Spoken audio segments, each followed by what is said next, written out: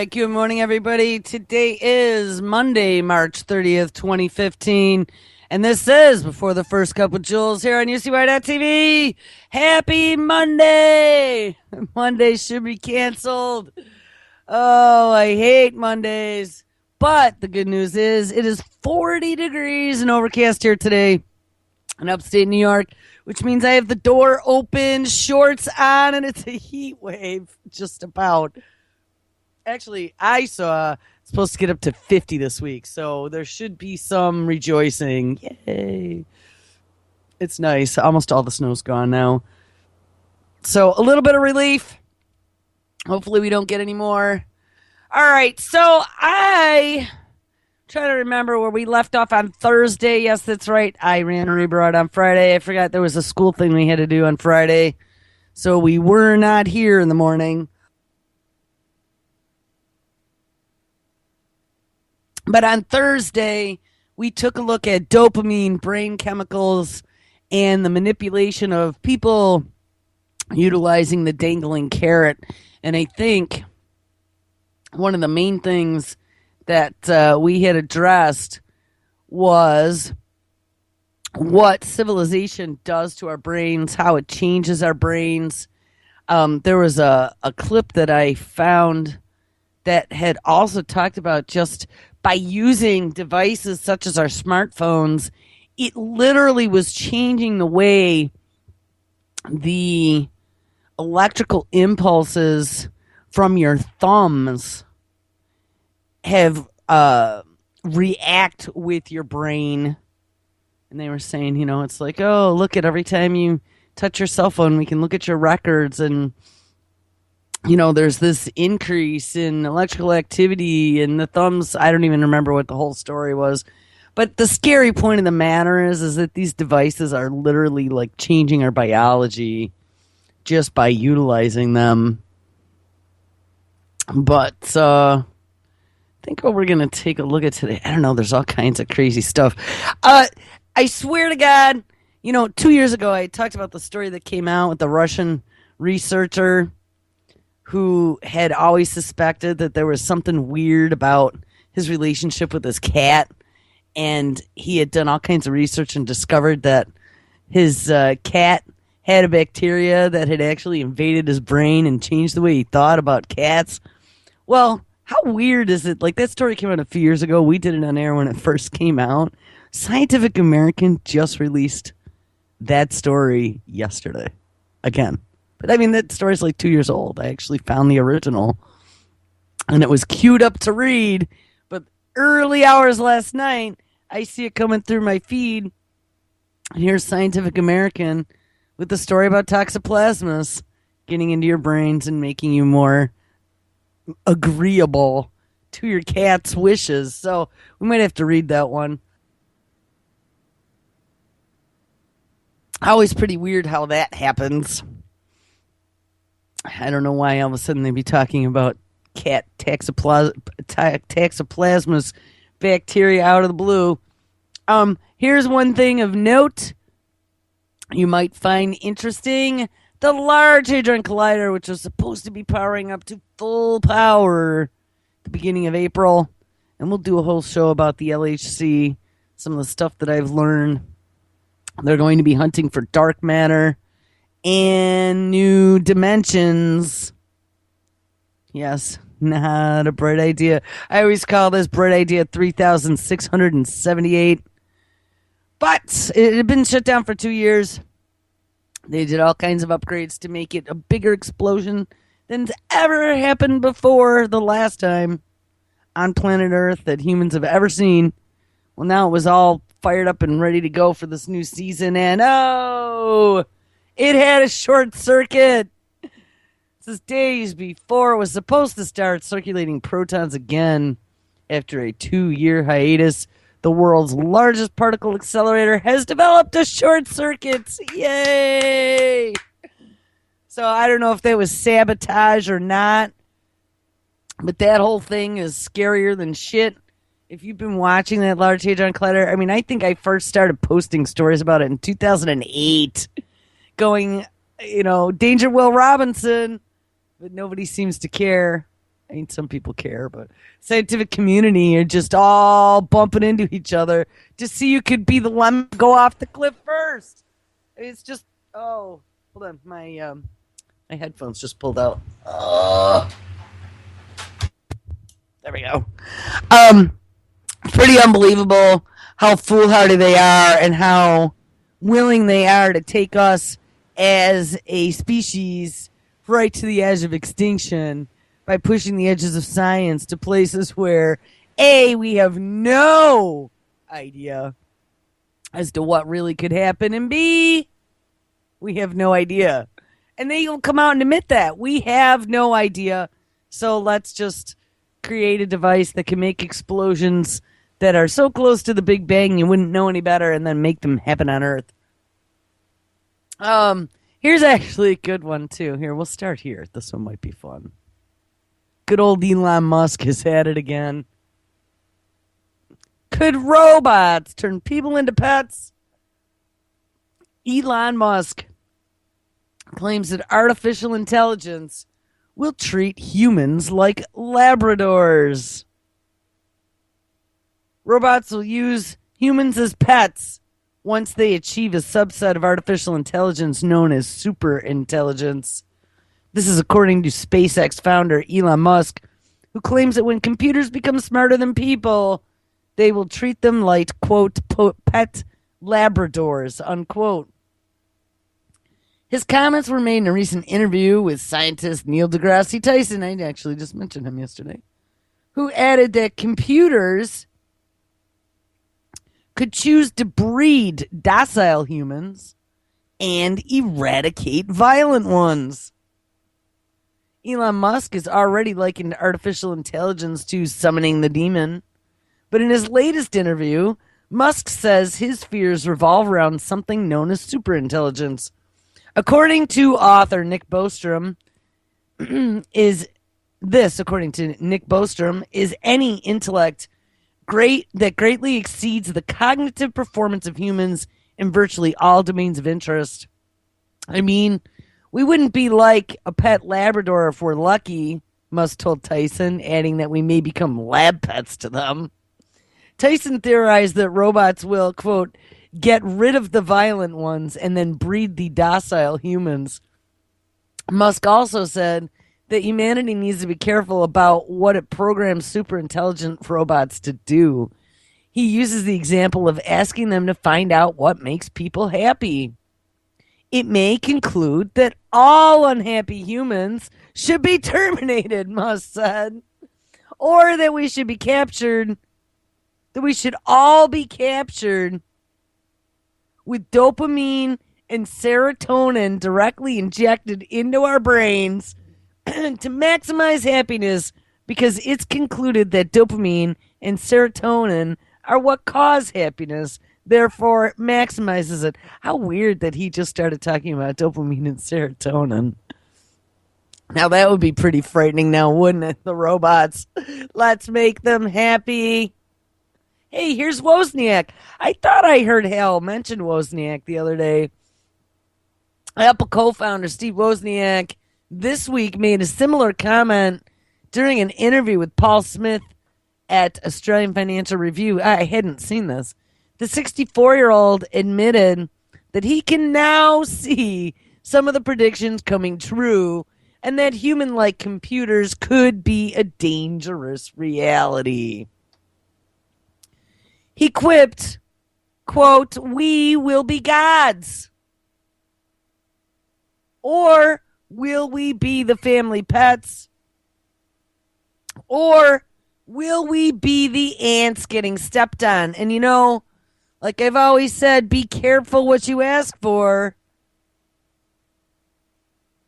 Right now, these lunatics running the asylum think that they are usurping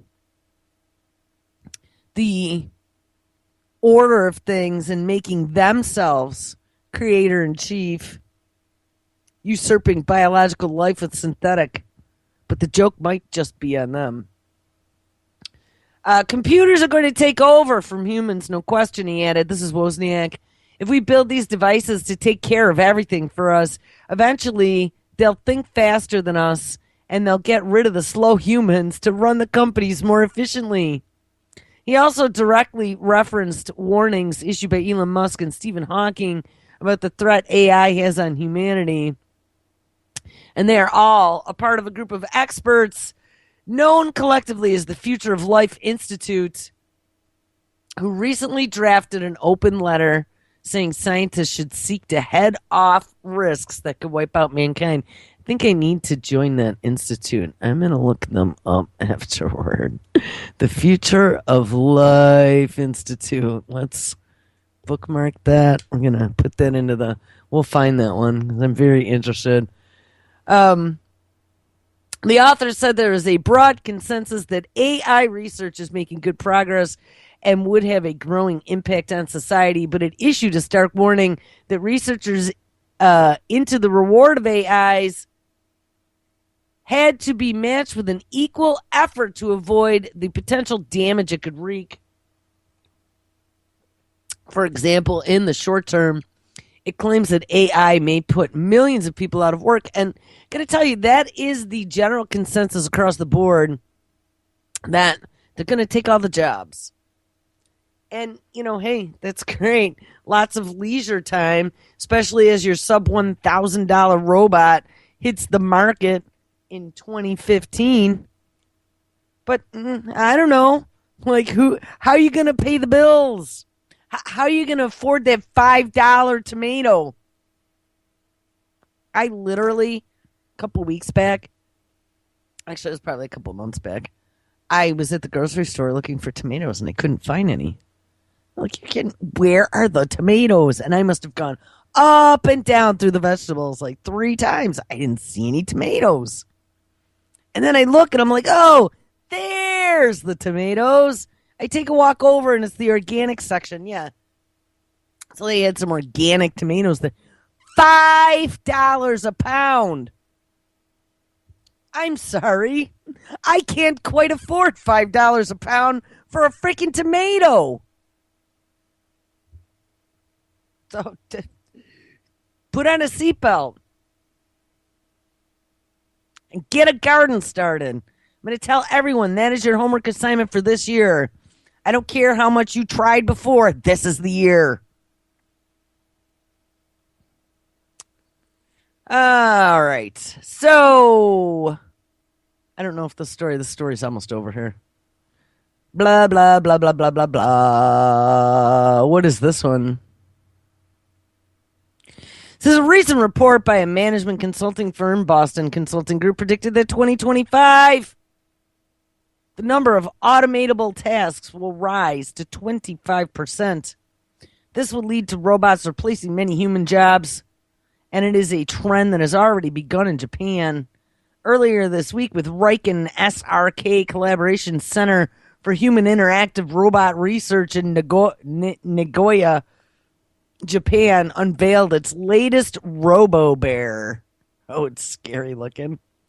The Robo-Bear has a cub-like face, but has enough strength to transfer a patient from a wheelchair or a floor-level bed to a bath. Yeah, these are the nanny bots that they were talking about to help take care of older people and invalids, to help roll them over, to prevent bed sores, to help get them out of bed, to help move them around in and out of wheelchairs. It weighs 309 pounds with extending legs that stop the bear from falling over, and it moves slowly and smoothly thanks to advanced actuators in its mechanical arms. And at the start of the month, Mitsubishi UFJ Financial Group said that it will begin employing humanoid called Neo in its branch office from April on a trial basis. And if the trial is successful, the robotic employees will be rolled out to more branches of the Japanese bank by 2020. From the reception desk staff to security doormen and waiters, the Fang Space Capsule Hotel in Sichuan, China, has built rather than hired new employees. Startup costs of robot maintenance aside, yeah, the Japanese are building robots too. And I mean, they got billions of people. What are you going to do with billions of unoccupied people. I mean, is it going to go back to the days of the hunter-gatherer? That's what we did when we didn't have jobs. We didn't have time to have jobs because you know what? We were just fighting to survive. Quite an interesting thought. All right, well, let's see into that story. I just thought I would bring that to your attention. Good old Elon Musk. And, I was talking to my friend the other day, and my friend claims that Musk and Hawking and Gates and Wozniak, all these guys that are coming out and speaking about the dangers of future AI, aren't really against it, though. He's like, they never said that it was bad. I was like, I think you're right. I don't remember them actually ever coming out and saying that it was bad. Just coming out and saying, well, pay attention because they're coming. Because these guys all make money going up and down the river. Now, I do see that they seem concerned. But on the other hand, I don't see anybody like making any effort to stop the truck. Let's take a look. The Future of Life Institute. This is that group that he was a part of. Elon Musk donates $10 million to our research program. So this must have been that group that I had seen that he donated $10 million toward AI and keeping AI beneficial to humanity. Who we are. There's a scientific advisory board with Morgan Freeman on it, if you can even believe it. And Alan Alda, Elon Musk, Stephen Hawking. I don't know who some of these other guys are. That's interesting. Let's see. The founders, Jan Tallinn, co-founder of Skype. That's pretty interesting. Max Tegmark, a professor at MIT. That's pretty interesting, too. Victoria Krenova, PhD candidate at Harvard University. Yes, that's pretty interesting, too. Anthony Aguirre, professor at UC Santa Cruz. Yes, the California University system. All DARPA-funded sprinkle money. Mia Tegmark, PhD candidate, Boston University. And then the Scientific Advisory Board, Alan Alda. Nick Bostrom, director of the Oxford Future of Humanities Institute at Oxford University. Eric Brynjolfsson, director at MIT Center for Digital Business. George Church, professor of genetics at Harvard. Morgan Freeman, of course, narrator and science communicator. Alan Guth, professor of physics, MIT. Stephen Hawking does not need... He's actually director of research, Center for Theoretical Cosmology at Cambridge. Christoph Cook, chief scientific officer at the Allen Institute of Brain Science. That Allen Institute of Brain Science, that's... I was trying to find out that Paul Allen, co-founder of Microsoft, has this immortality project going on, but I was trying to figure out what he called it, and that's what it was. He was going at immortality by doing the brain research. So we also have someone out of that group. Elon Musk, of course, founder SpaceX and Tesla Motors. Saul Perlmutter, professor of physics at UC Berkeley.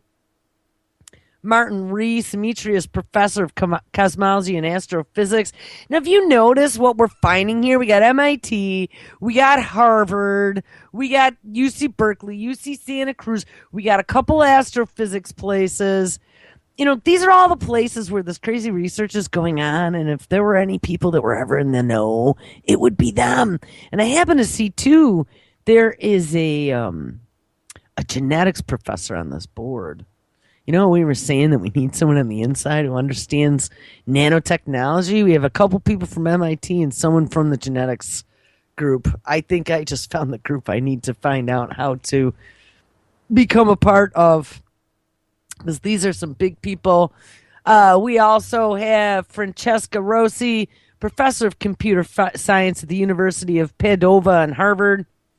Stuart Russell, professor of AI at UC Berkeley. Frank Wilkes, professor of physics, MIT. And then there are a whole bunch of volunteers from Harvard, from Cambridge, from MIT, and from Harvard. These people are all scientists and computer science people. See, let's see if we can get involved. Hold on. I really am excited that there's an institute and it's got $10 million from Elon Musk. Thank you very much, Mr. Musk. It's entirely supported by private donations, so I can get involved by donating.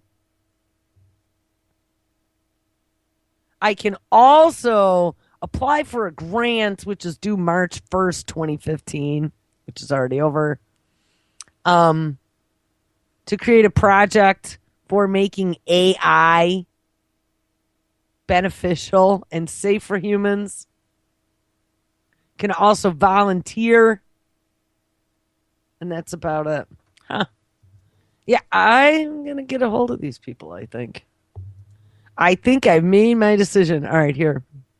What, you don't think it's a good idea getting a hold of these people? I mean, it's like walking into the belly of the beast. These people are all in the know. And who knows what type of a psyop. But I don't know, guys. I just am looking at the writing on the wall. We better figure out something, and we better figure it out quick. Because the train's not stopping on this stuff. All right. There was another story that came out in Singularity Hub a few days ago. And it was titled, it's an interview, Neil Jacobstein discusses the future of jobs, universal basic income, and that's what caught my attention. Because it's like, when there's no jobs left, what the hell are we going to do for money? You know, we've been talking about this universal ID program. I had not gotten back to that story. Brandon Turville wrote a story back in 2012, actually, that it talked about the 1.2 billion people in India being under this universal ID program, the cashless society. And if anybody's been paying attention to what is going on right now with China and all these countries just slipping it quietly over there, tipping a toe in the water and inking a pact with China's international bank, you'd be going, uh-oh. Especially if we paid attention to the Apple wanting 1/3 of the world's gold, guys. I'm telling you, there's a big move happening right now financially. We had Germany, Italy, UK. There was one of the South American countries. I don't remember which one. Maybe it's Brazil. I'd have to verify that. Then Russia stepped on over the weekend, signed up on the International Bank. And then Hammy sent me Australia. And I just heard someone saying that the U.S. signed up begrudgingly. Do you know what? If China is launching their arm of an international bank, you better believe. Now, remember, they just opened their stock market up to foreign investment. And it was going off the charts. And we have this whole move down in the Latin American countries with the BRICS Bank trying to form their own international financing arm. But I'm telling you, this Chinese thing, I have a really bad feeling just watching how this is going down. China's been real quiet. All right, anyway, interview. Neil Jacobstein discusses the future of jobs, universal basic income, and the ethical dangers of AI. As a part of Singularity Hub's Future of Work series, I had a chance to sit down. This is the author, not me, Tim Borney. I had a chance to sit down with Neil Jacobson, the co-chair of the Artificial Intelligence and Robotics track. Neil has worked on AI applications for Fortune 100 and government customers for over 25 years. Neil also has deep interdisciplinary roots ranging from environmental sciences to nanotechnology and molecular manufacturing. And Neil has spent significant time researching the ethical implications of exponential technologies. Machine learning and robots are going to create a lot of wealth, but they are also going to replace a lot of human labor. We saw that many types of jobs disappeared in the Industrial Revolution, but we also saw that create jobs that never existed before. Who's going to be the robot ass wiper? Because I know I don't want that job.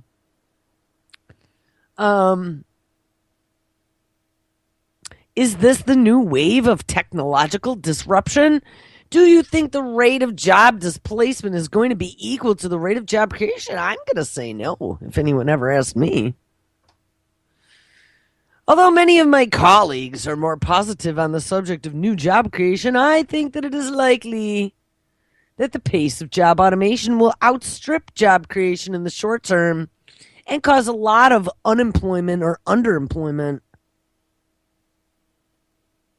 And you know, if you're watching here this whole TPP, I just saw now that there was some section, and it had been leaked in WikiLeaks before, but there was some section of the TPP that had just come out in trial. Hold on, behind the curtain. And we've kind of forgotten about it. Out of sight, out of mind, right? They don't talk about it, so it's really not happening. That's how it works. Except it is still happening. And it is still being negotiated without our knowledge, without Congress's knowledge, to sell the rug out from under us. We talked about this before. Corporations under the TPP could sue the states in private court if they think that they're losing sales or money. This is a leaked TPP investment chapter. A recently leaked chapter from the U.S.-led Trans-Pacific Partnership Free Trade Agreement allows firms to sue the countries that they are operating in via private courts, steering clear of national jurisdiction, says WikiLeaks. So must have been a section that came out in WikiLeaks. The chapter, which was completed on January 20th, was verified by the public citizen organization that was present during the secret negotiations in March, Telesur reported. The 55-page document discusses various mechanisms that enable corporations involved in transnational corporate investments to sue the states they operate in without involvement of national courts. Companies can file a lawsuit if they believe to be losing profits or even have a lower expectation of profit due to changes in the, quote, environmental, health, or other regulatory objectives, according to the leaked document. Now, I mean, this is not the first time that I've read this. Let's say I'm manufacturing over in China, like Apple is, right? Let's say put China's ink down to the TPP. And, I don't know. I manufacture all my products with shit tons of lead. But I'm part of the TPP, so is the United States. So I want you to buy my lead-filled Chinese children's toys in New York. And I'm going to propose that my profits are going to be $2 bazillion. Well, in the meantime, New York comes out and says, we no longer allowed children's toys full of lead in New York. And that Chinese company is going to say, oh, hell no, you don't. Because you're signatory through the United States to the secret TPP that you had nothing to negotiate about because it wasn't for you. But now, because you're part of this agreement, I want to sell my lead-laden toys in your state. And we're going to sue you for the $2 bazillion we thought we were going to make. Shame on you, bad New York State. And that's the end of that. The corporation is going to get the upper hand, even on the state. That's like inserting the corporation into the control structure. That's like inserting the corporation into the government. The corporation can sue the state, but not within any jurisdiction of the United States for which we're a party to. We got an international kangaroo court.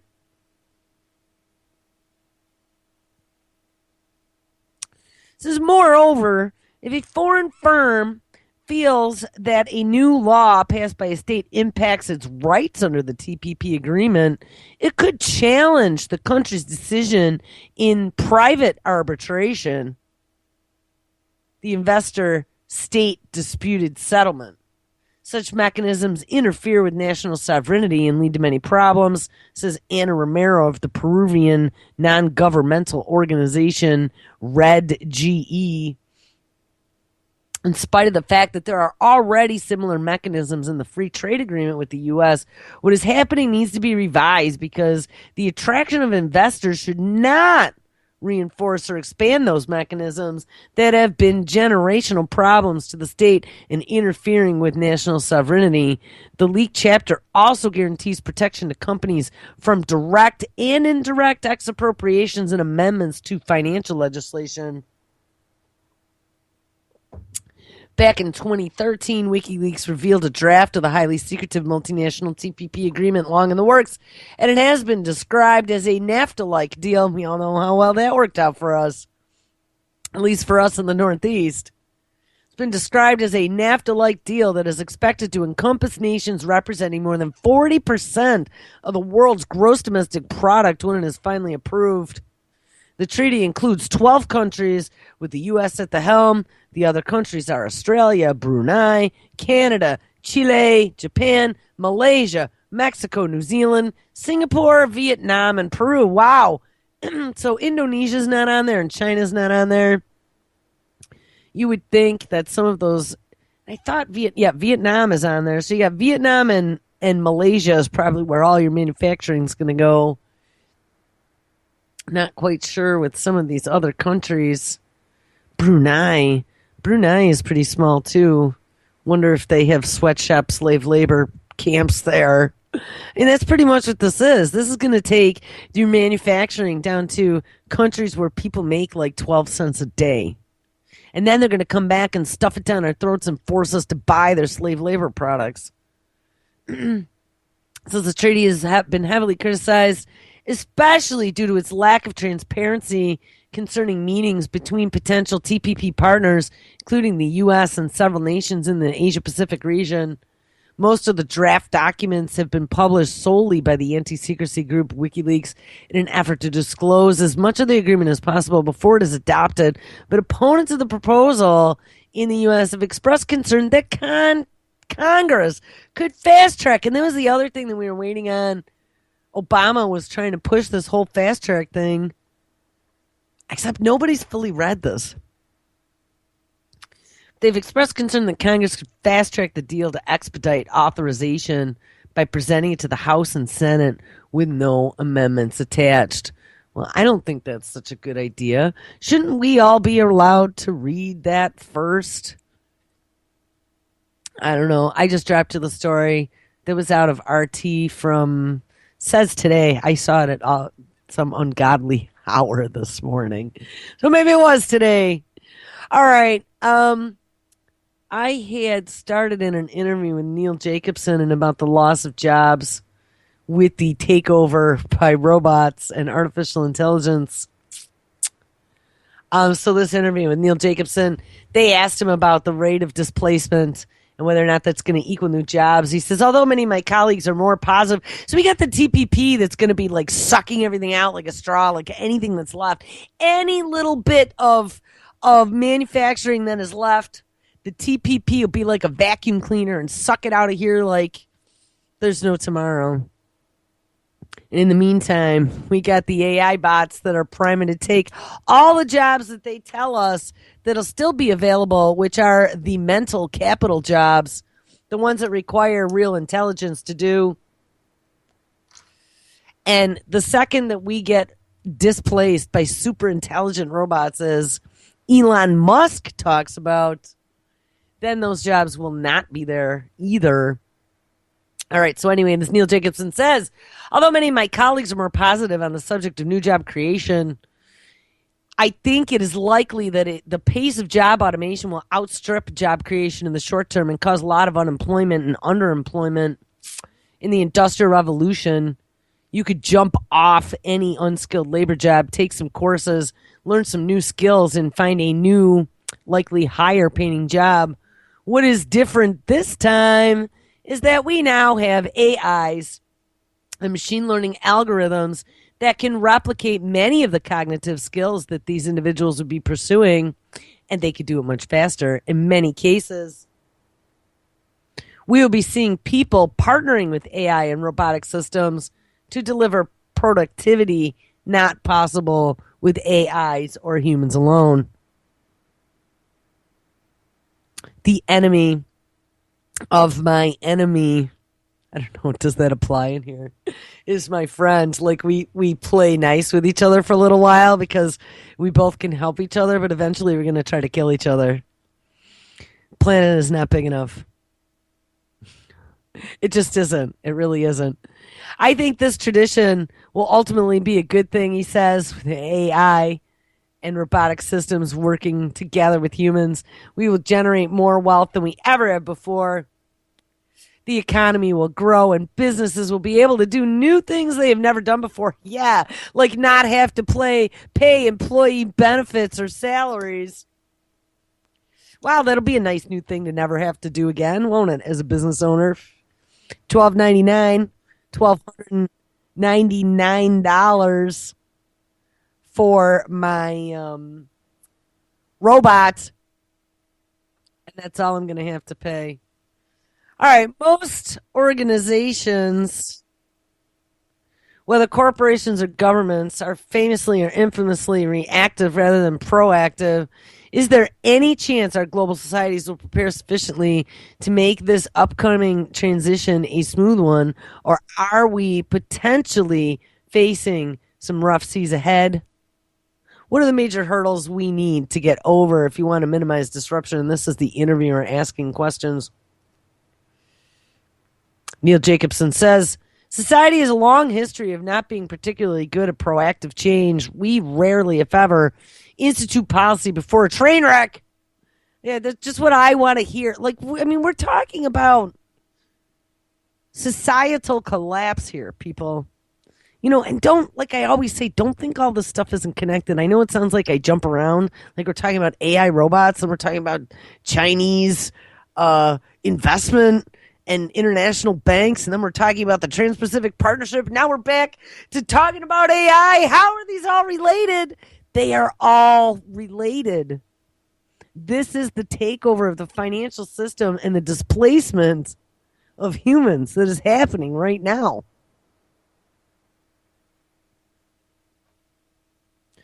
The biggest hurdle is psychological. Social attitudes need to change. Yes, you need to get on your knees, hold out your arms, and accept the chip. That's what it's going to be about. The people that accept the chip will become Labradors. You will be the ones that they can do exactly what Elon Musk said. Decide that you need to be happy and inject dopamine and serotonin directly into your brain. That's a very possible future. But if you don't line up to get the chip, if you don't line up to play nice with what their plan is that they are in the middle of executing right now, that you didn't get to vote on, that you're quote unquote elected, selected Congress member who's supposed to be having your best interest in mind isn't sitting on Capitol Hill reading this bill or fighting for your rights or fighting for your jobs. They're talking about fast tracking this shit. They better hurry up because selection day is coming again soon. Says the biggest hurdle is psychological. Social attitudes need to change. Step right up, people. Most people currently believe that people need to work for a living and that there is something shameful or disgraceful about not working. Now, I'm going to call bullshit on that. Because many people have found that they would much rather not be working for a living, and what a suck that is on your youth. You basically use they use the dangling carrot to get you to sell your life to them. That's what it's all about. And when you are in that grind, that 9 to 5, where you're just, by the time you get home, you are so burned out and you don't give a shit and you don't have time to deal with all your personal stuff you got to deal with. And it's already nighttime and you got to cook and you got to do laundry and you got to clean the house. God damn it. It just is too much. I mean, I owned a house and lived by myself for many years. And I got to tell you, it was just too much. Especially in the wintertime when, we get lake effect snow and I'd come home from work and there's 4 feet of snow in my driveway. So then I had to park on the street and snow blow before I could even get into the garage. But see, all of that hamster wheel spinning is not to make you a productive member of society. I mean, maybe it is in some respects.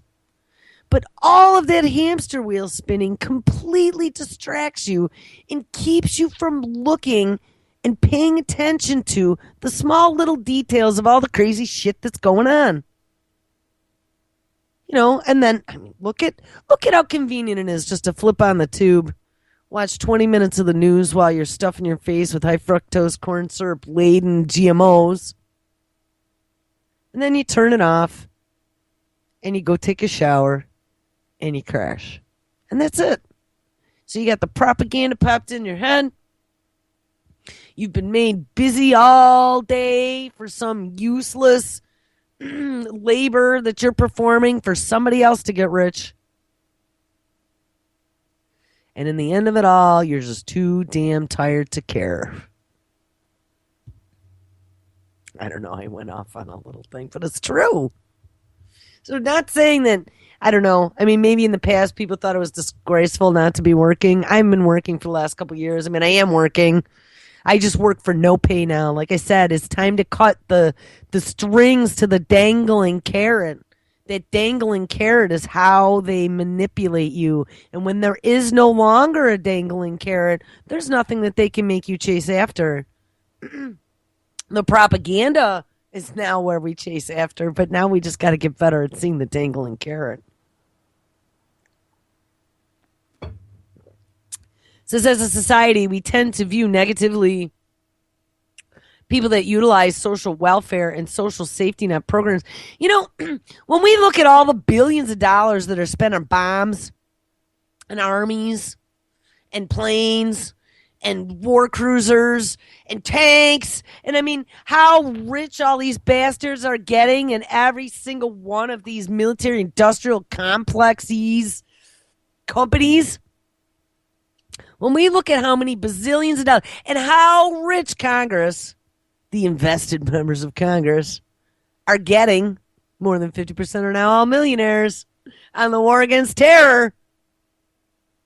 If we had just taken even half that money and funneled it into infrastructure and social programs, I could pretty much bet you that we could have a pretty well-adjusted, well-educated society that has a nice infrastructure. I mean, wouldn't some really nice maglev, we were talking about this the other day, wouldn't some really nice maglev public transportation have been nice in this country?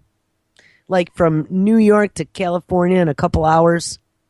And from all the major cities, even like in above and an underground subway system like they have in New York. I mean, isn't it amazing that in New York City you can get just about anywhere without a car? Why isn't it like that anywhere else? Wouldn't that fuel innovation and jobs and community and growth? And it would fuel why the fuck don't we have that here? Why? And I hate how they poo-poo social programs. I mean, absolutely, I am not encouraging anyone to be third-generation fucking welfare, all right? I've had my run-ins with those types of people. None of them were ever good.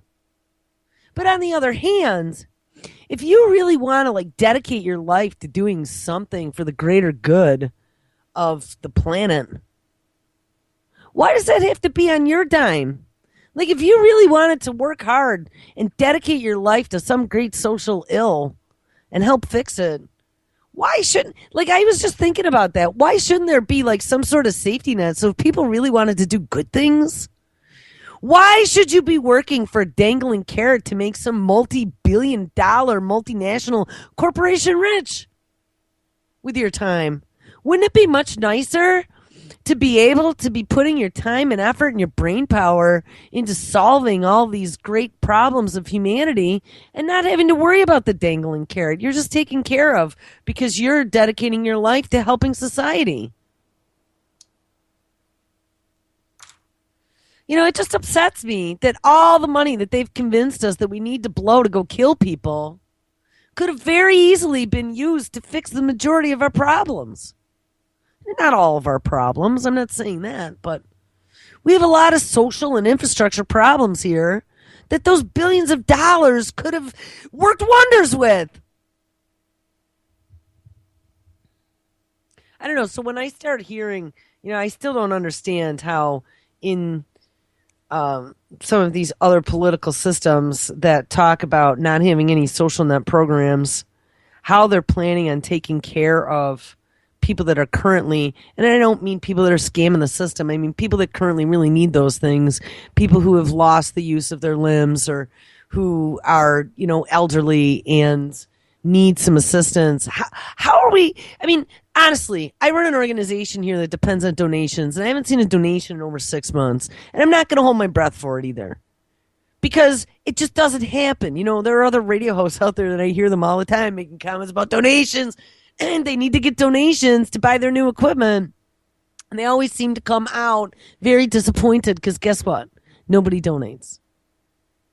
And I'm sure that it is the same across the board. Unless there is some political motivator, like you'll be able to influence a decision that works to your benefit in the end, you're not going to be seeing any big paychecks anywhere. So if we have all these people, let's say we go to a system where, libertarian believes in getting rid of the social safety nets. And it's all about volunteerism. So you're going to volunteer to take care of, the things like building the roads or taking care of the invalids. But do we really think that's going to happen? I take a look across society right now, and I'm not very impressed. I'm not very impressed about moral values. I'm not very impressed with a large majority of people that I come across in the general public. When we look at what our society is raising this last generation and this current generation, we're creating a society of psychopaths. Well, I'll tell you what psychopaths do with invalids. They throw them headfirst off a bridge, or they kill them. Okay, or they use them for evil experiments to then make sure that the nanobots that they're injecting into your brain isn't going to kill them. It'll kill you first. That's what happens. They don't come all kumbaya and give you a nursemaid and a sponge bath. That isn't what happens. So I don't know. I don't know how I got off on that, but I'm just saying that, there's a slippery slope that's going on here. And the fact that we're blowing on the money and there's no money left and we've sucked it all out of this country and I don't see any way to get it back. I mean, now we're in perpetual war. Nobody is really looking at the major consequences of what's going on with this Yemen thing. It's kind of been real under the radar. The only place I've really seen a lot of coverage is Pigmind's had quite a few videos on it. But Saudi Arabia has this entire coalition of countries behind it now. I don't remember even what the whole story was, but somehow there were these Houthi rebels, these Iranian rebels that were running around in Yemen. And Saudi Arabia and Egypt and some of the other countries all decided that, hell yeah, they got to go and just launched bomber ships and started bombing the shit out of Yemen. And what's even better is that Obama just came out the other day and he says that he is not ruled out that the U.S. isn't going to get involved. So we might very well start bombing Yemen now. And here's another thing that I saw that I haven't seen any coverage because I think it's that ho-hum thing that everyone is desensitized. Remember we talked about overstimulation and desensitization on Thursday as well. And I think we're already desensitized. Like people are confused because they can't keep any of these hard names of these hard cities in these foreign countries straight. I have to because I'm the one organizing all the playlists. So I need to know the difference between Tikrit and Jakarta. But, you know, people don't, in general, people are pretty poor at geography.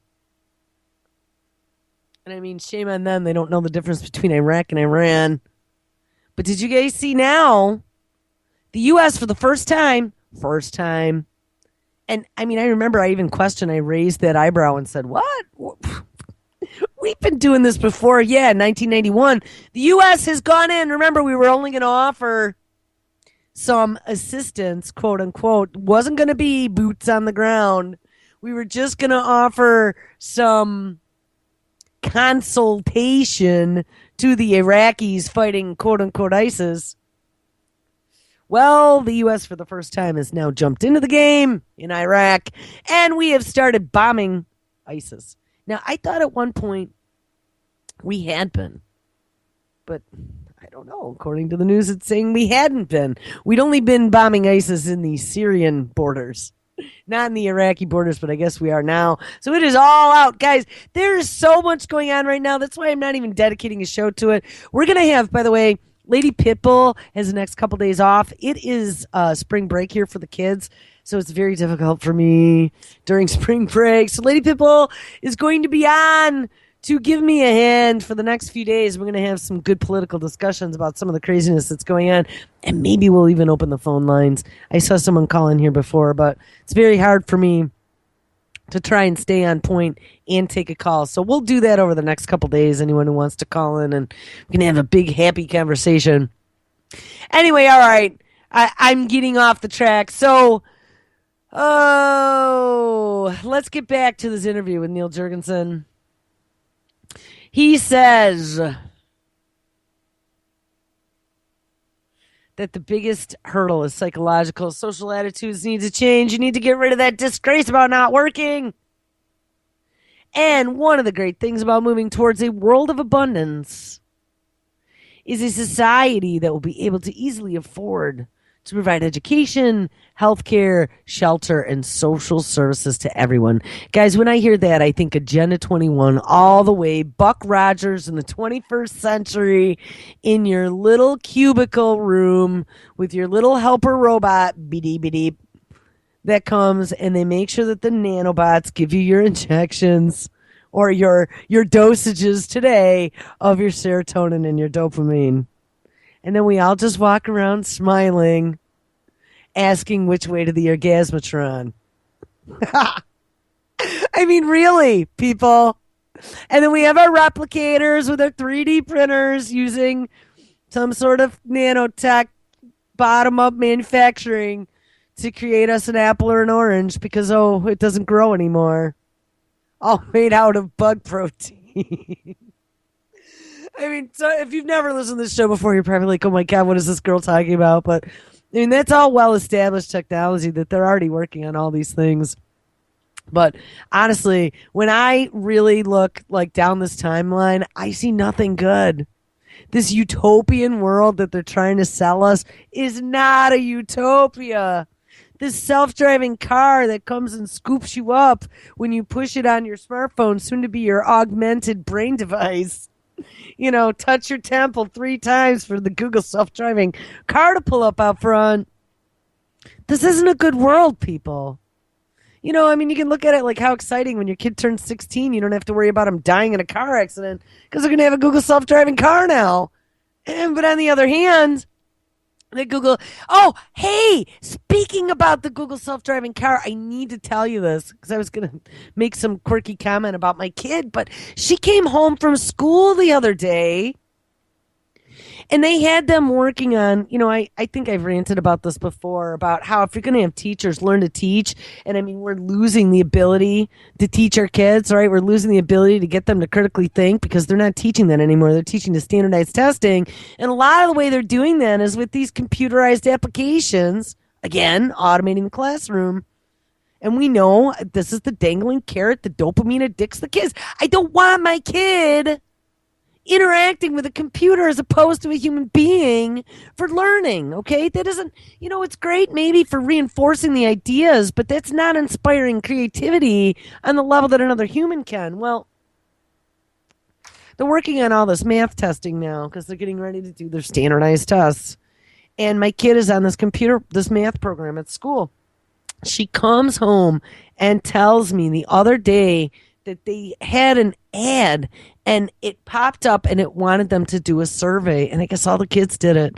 And it was a survey from Google asking you your thoughts about the self driving car and if you would drive in one and if you think that they're kind of neat looking and where would you go in your self driving car. It was Google getting business intelligence out of the children. And I was like, wait a second. So is Google contributing money to the schools and their payback is going to be to mine the children's minds? So at the end, there was a little text box and they asked the kids a question. If you would be afraid of a self-driving car, and it was a yes or no. And if you answered yes, it gave you a little box that asked you why. And my kid tells me, and I'm like, oh no. My kid tells me she typed in there because it could drive you to the police station. I think she's been listening to her mom too much. Oh, God, guys. So, anyway, yeah. And you know what? I'm out of time. I got 35 seconds. But the one other story, and I don't think I'm going to even be able to get to it, it has been now revealed by looking at the FOIA of the White House log sign-ins that Google executives have been averaging one meeting a week at the White House since 2009, guys. So you know what? This absolutely was not a fantasy. They have all been planning this for a long time, and any of these tech companies that tell you that they are not watching you and that they're on our side and they're going to fight for you are full of shit. All right, guys, everyone stick around. It's Monday Night Tonight. All kinds of great radio.